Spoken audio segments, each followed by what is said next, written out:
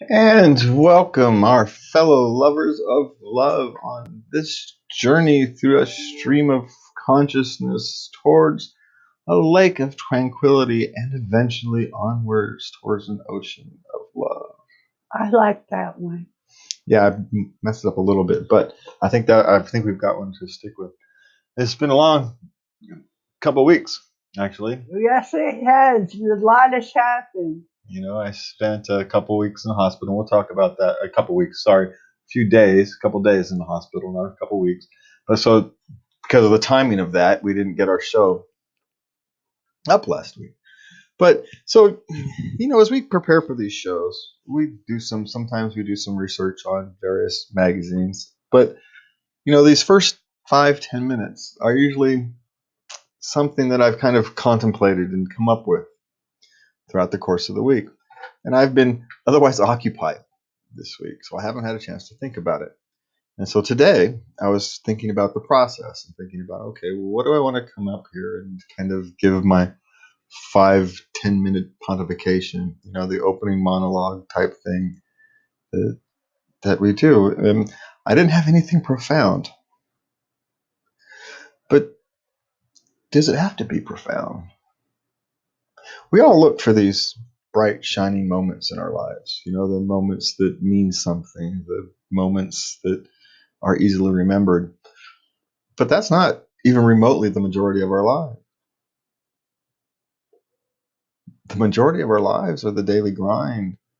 The The mundane moments. just the everydays. They get up, do your thing, go to bed, and it's been that way since the beginning of time. It's nothing new. We kind of view it as new, but it's nothing new in humanity. I mean, do you think the hunter-gatherers got to rest on, yeah, maybe on Sundays? If they had a good hunt on Saturday, they could rest a day of the week. Because otherwise, as we all know, if you don't rest every now and again, you get exhausted and worn out. But we're not much different than them. We are them.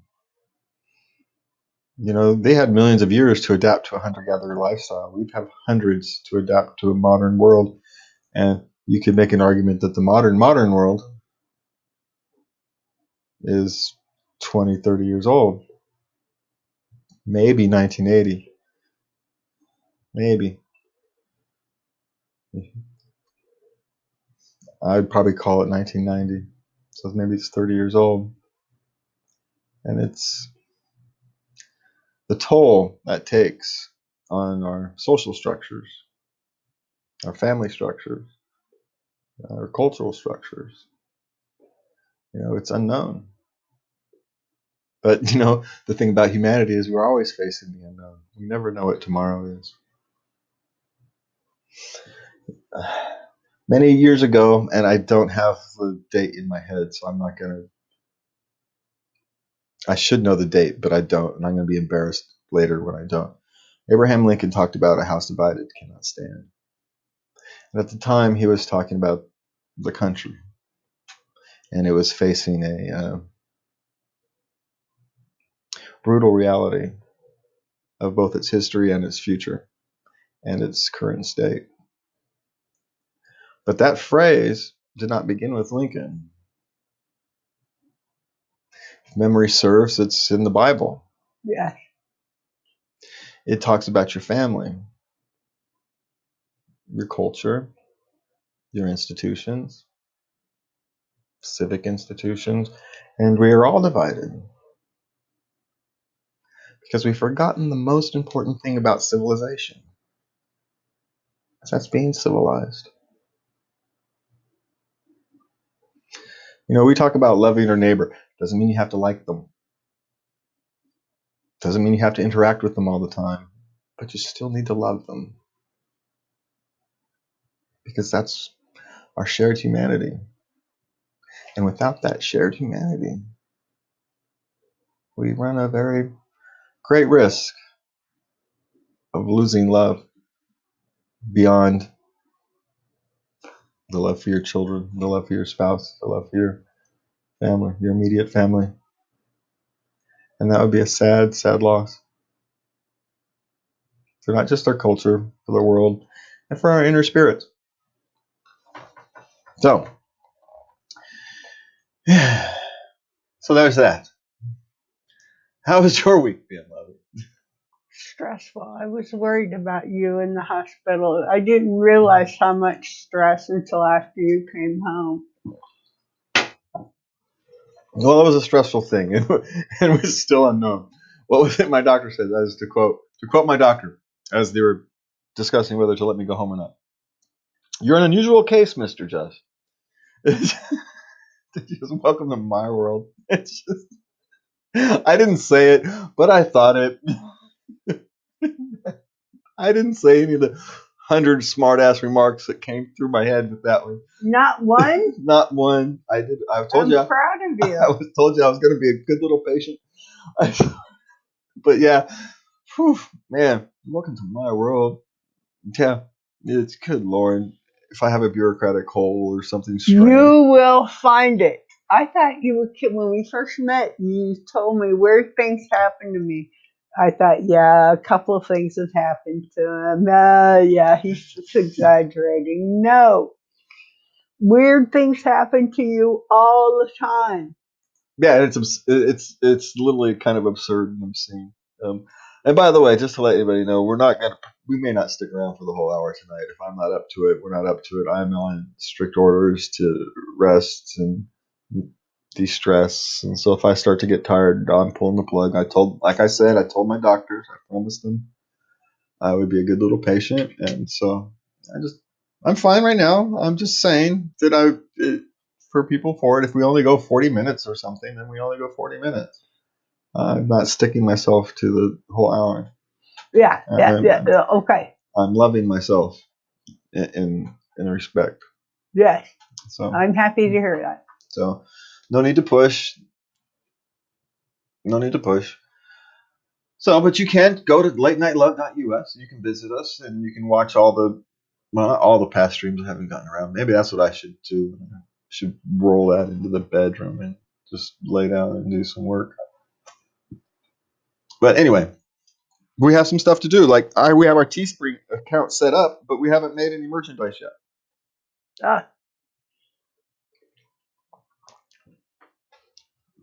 So, you know what? Would you guys want is because life is negative enough t-shirt? Coffee mug?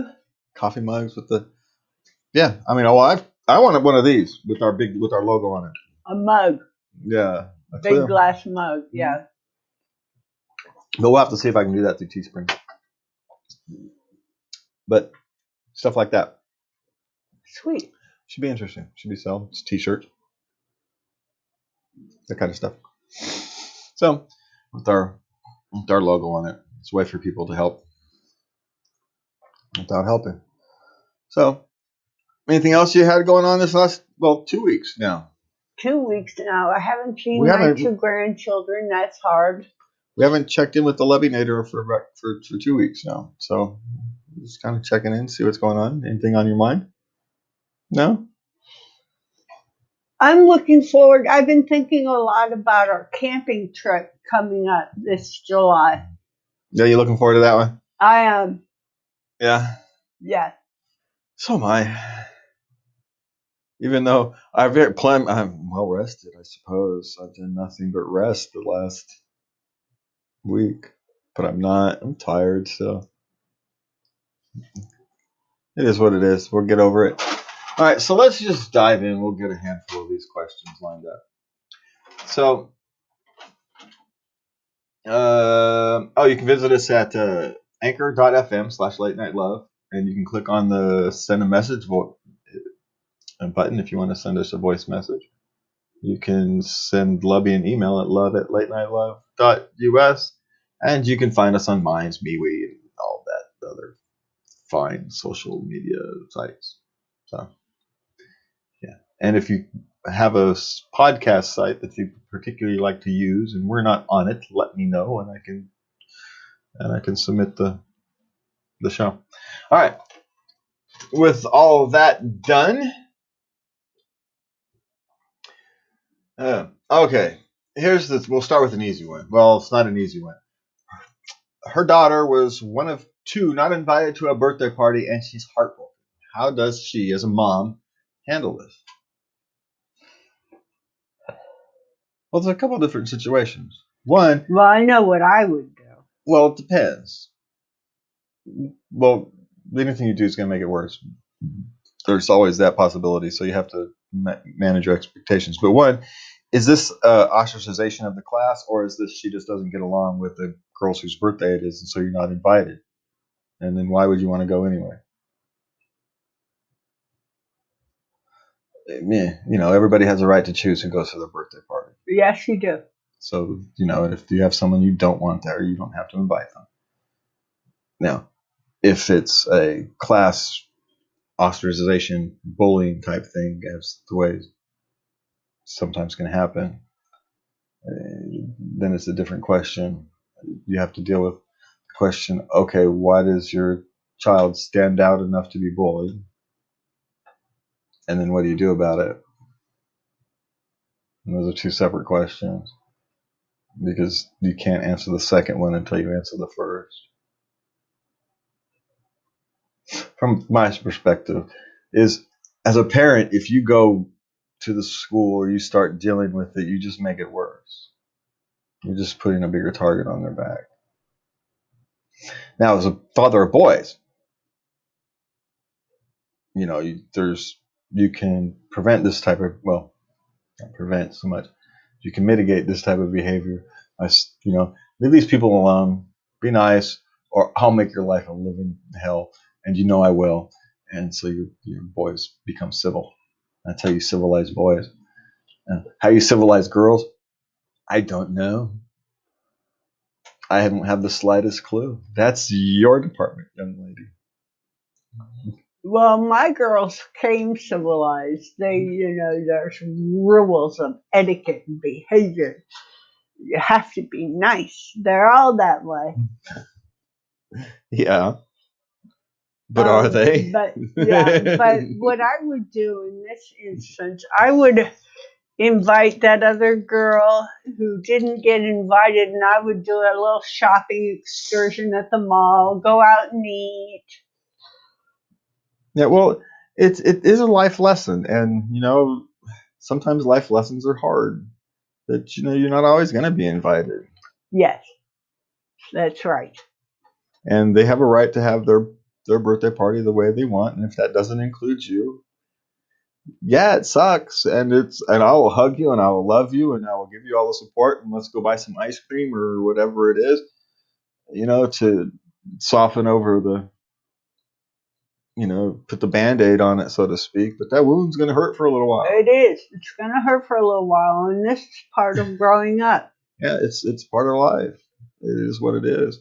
But the question is it a part of a bullying? That's the part of the equation I would check into. Because young girls, we're assuming it's elementary school, if it's a whole class, they have a way of ostracizing as a bullying tactic. And so I'd want to be careful, make sure she's just not being bullied and it's just a personality conflict. And, I don't want that. It's a personality conflict. It's a personality conflict. You're not going to get along with everybody. Everybody's not going to like you. Yeah. And here's this dirty little secret. You don't like everybody else either. So now maybe you would invite them to your party anyway. Why is beyond me, but why do you want to have your birthday become about somebody else? Don't you get to be selfish on your birthday party? Isn't that the one time in the year you actually get to be almost completely selfish? I said almost because, I would think it would be. If it's your birthday party, that's the one time you get to be surrounded by people you want to be surrounded by. It's the only time you get to choose. See, I've told my daughter, since you're doing a class party, you invite everyone.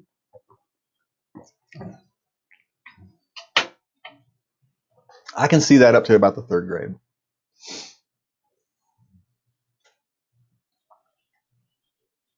Once you get past the third grade, the individual personalities are too strong.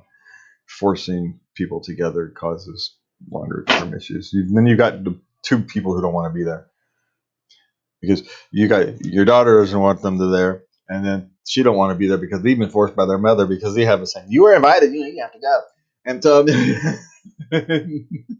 yeah. Why do you want to ruin two people's day? Birthdays. Birthdays. But All I gotta say is I'm glad my children are no longer young. My children are all old, and they're old because one's 30. My oldest is 30.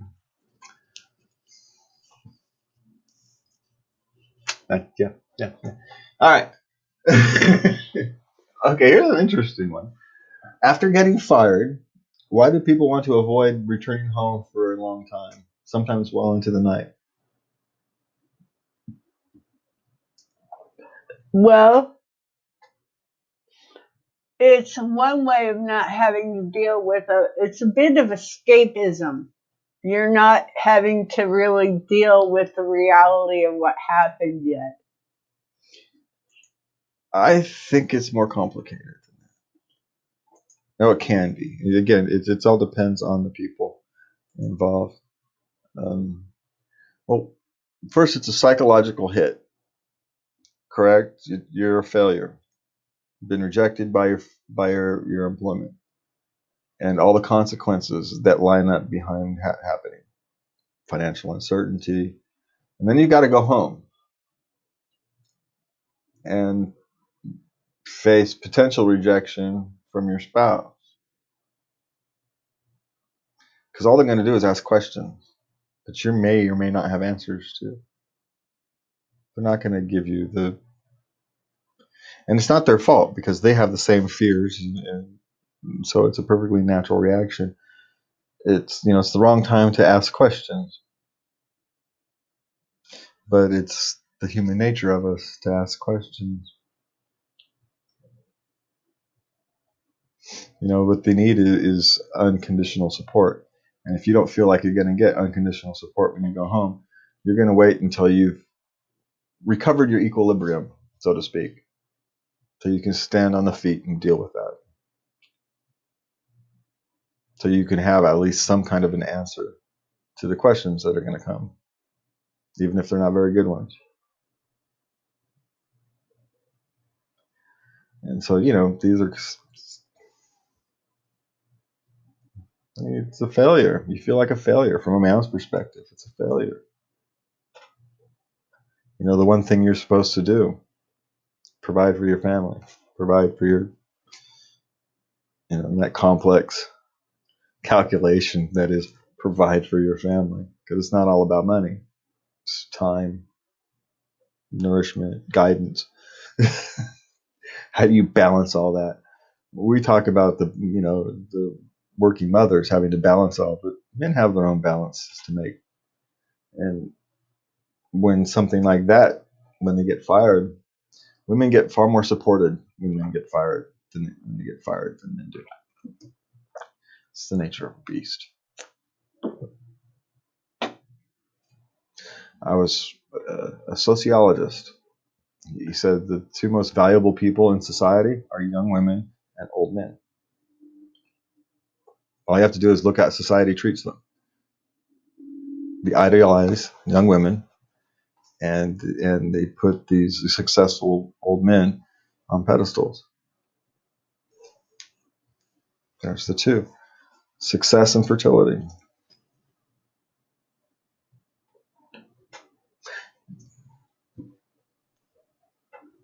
It is the trifecta of humanity, right? So to speak. Trifecta is the wrong word. Bifecta? I don't know.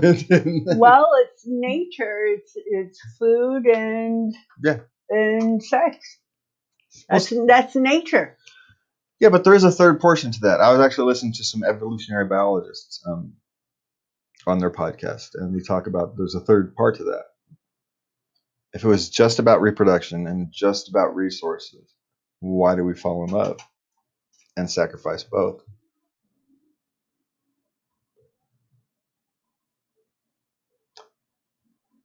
There is a trifecta there.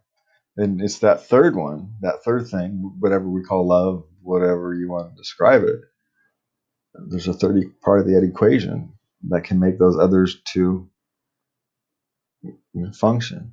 Because let's be honest, the most highly successful people are narcissistic, overly energetic, type A personalities.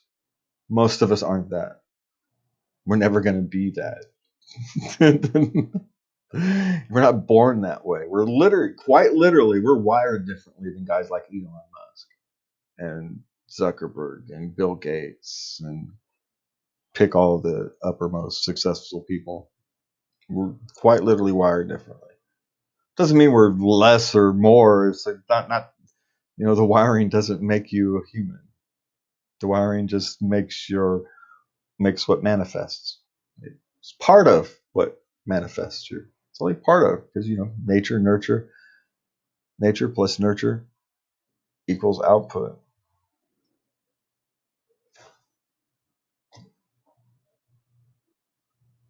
And so, but it all goes back to this. Why do you sometimes wait? Because you're protecting yourself. You're protecting your emotions. That's what you're doing. Now, you may be wrong. There's the other question. You may be wrong. You may very well get the love and support you need. And you're interpreting the world improperly. But that's what the fear is. That's what drives it. No, then that was the question. All right. Oh, sorry about that.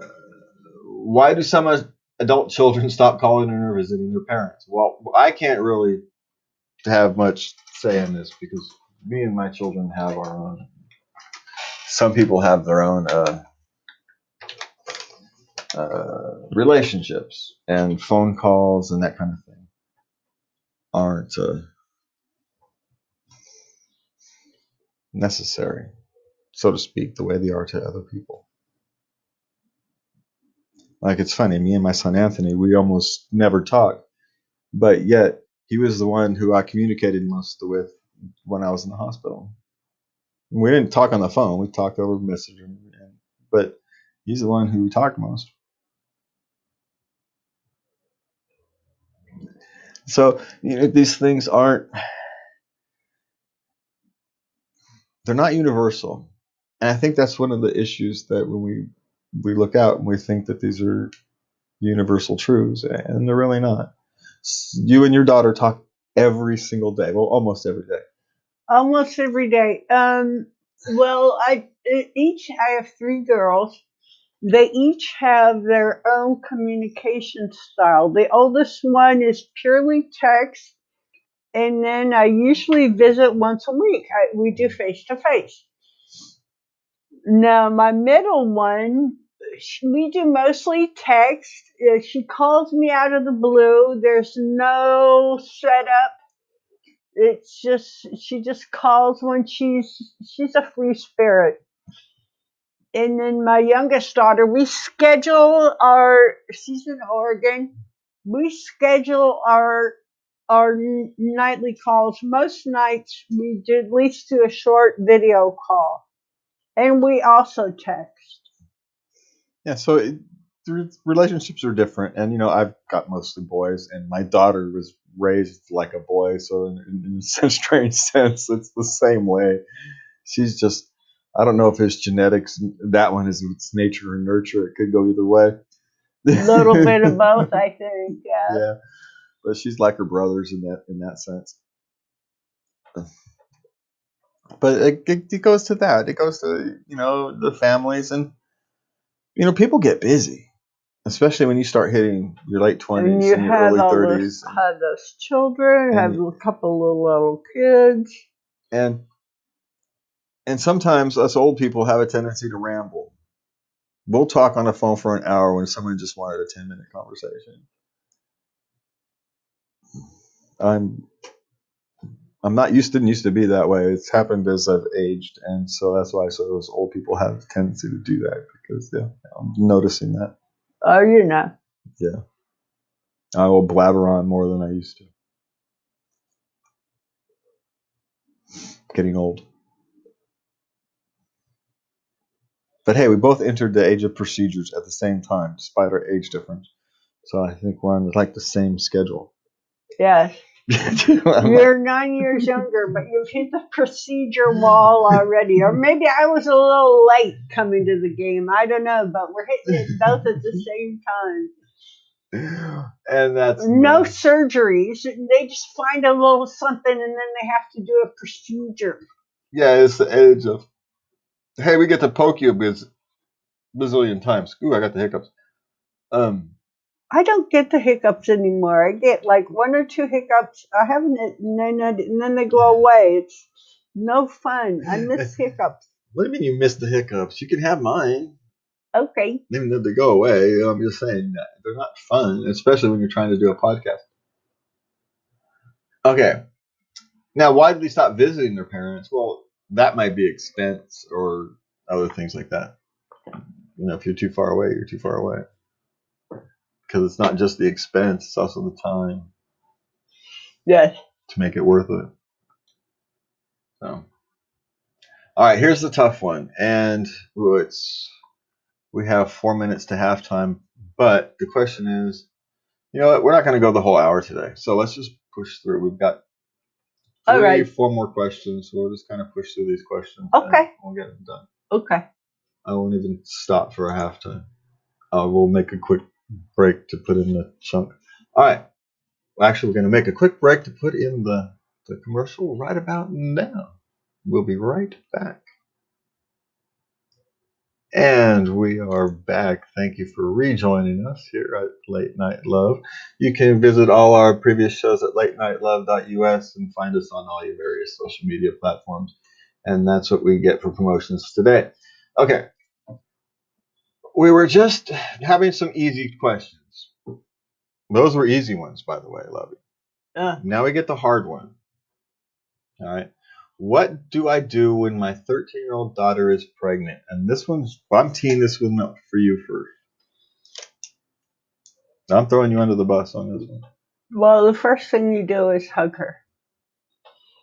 And I love you and everything's going to be okay. She has, because she's been, if she tells you and telling you, that took a lot of courage. And there's a lot of fear. That fear, that little saying, oh, my parents are going to kill me is a real fear. Is a real fear. Yeah. And next I would be out of my depth here. So I would enlist a counselor as soon as possible. Okay, well, first, your answer is very good. You hug her, you ask about physical and emotional care, and you deal with that first. And that's the very first thing you do. You avoid the obvious questions, at least for the time being. Avoid them like the plague. I know Who the hell did this? You know. When did this happen? Yeah. Avoid all that. Yeah. Avoid all that. I know you'll get to it. You'll get to it. You'll get to it, but there's actually more important things. And that's ensuring the mental and physical well-being. And so you have to, these are the times where, this is what parents don't get paid for. You don't have a choice. You either love your child or you don't. And if you don't, then you pass that care off to somebody who does mindfully. If you don't think you can handle this, it's okay. There's someone in your family, someone in your support group who can. Because you do not want to do the wrong thing. And this isn't about whether you keep the baby or not. No. This is about how you respect your daughter as an individual going forward. Because all that other stuff, whatever happens one way or the other, is just stuff. It can be worked through. But a complete violation of trust at this point cannot. Your daughter is 13 years old and pregnant. Something is wrong.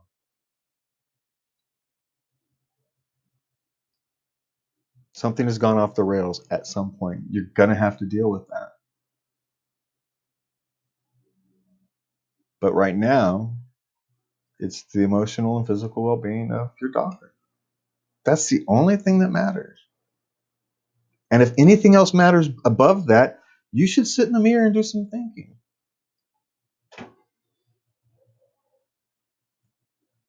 Yeah, decisions will need to be made. And I will not judge anybody for the decisions they make with a 13-year-old person.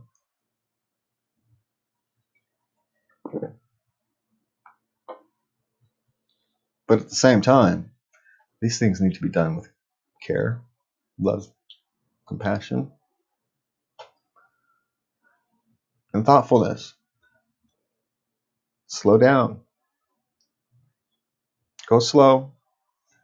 Hopefully she told you before it's 6 months along and you've got no decisions. Hopefully she told you early.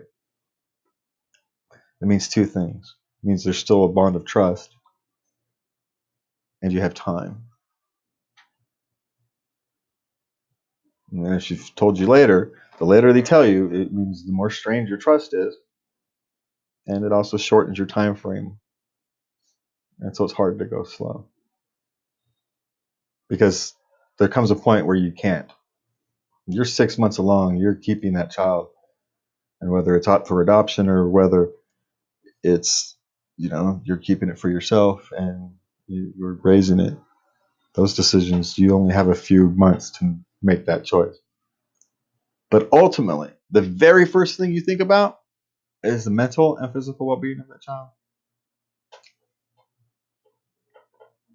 Because the future depends on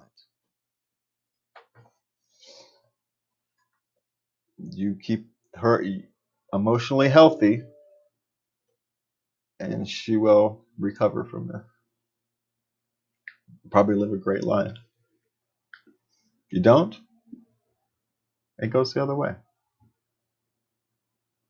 We've seen it far too often. Okay.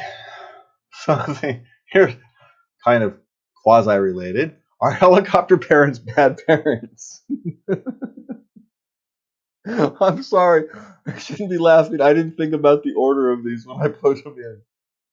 I wouldn't have put those right after each other if I had thought about it.